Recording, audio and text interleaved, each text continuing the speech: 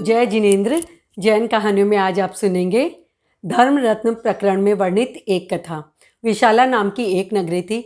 वहाँ रिद्धि संपन्न, विवेकवान, साधु संतों की भक्ति करने वाला जिन दत्त नाम का एक सेठ रहता था। कालांतर में उसकी सारी संपत्ति क्षीण हो जाती है, इसीलिए सभी उसे जीर्ण सेठ कहने लगे और इसी नाम से वह प्रसिद्ध हो जाता है। जीर्ण सेठ भगवान महावीर का बहुत बड़ा उपासक था। एक समय भगवान महावीर छद्मस्त अवस्था में विशाला नगरी पधारते हैं अपना चातुर्मास व्यतीत करने के लिए।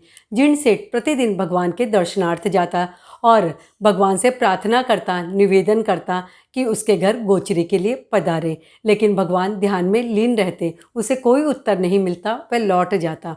मिंगसर का महीना था, 21 की तिथि थी। आज भगवान महावीर गोचरी के लिए पधारे थे। इधर जीर्ण सेठ अपने घर में बैठा बैठा सोच रहा था, काश भगवान महावीर का पदार्पण मेरे घर पर हो और मैं उन्हें शुद्ध आहार का दान दे सकूं। भगवान महावीर का पदार्पण होता है पुण्य सेठ के घर में। पुण्य सेठ साधु संतों के प्रति बहुत अधिक आस्थावान नहीं था।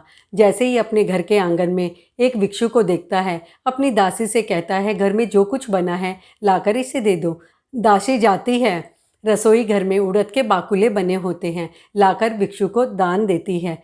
जैसे ही दान देती है, सुपात्र दान के योग से अहोदानम की ध्वनि होने लगती है। देवताओं ने पंच दिव्य प्रस्तुत किए। पंच दिव्य की मूसलाधार वृष्टि होने लगी।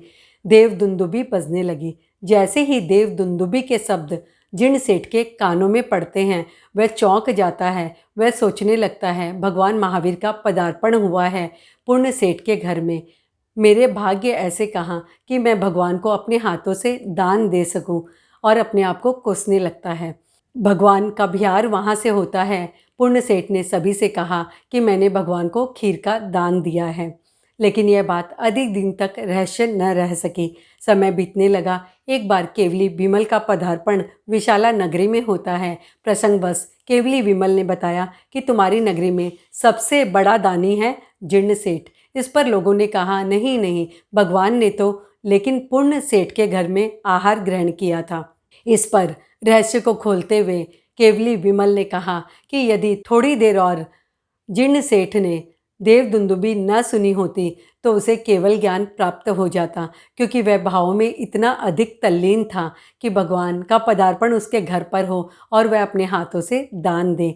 अपना आयुष्य पूरा करता है जीर्ण सेठ। उसका जन्म होता है 12वें स्वर्ग में, और उसके बाद वहाँ का आयुष्य पूरा करने के बाद में महाविदेह क्षेत्र में जन्म लेगा और वहाँ से मोक्ष को जाएगा।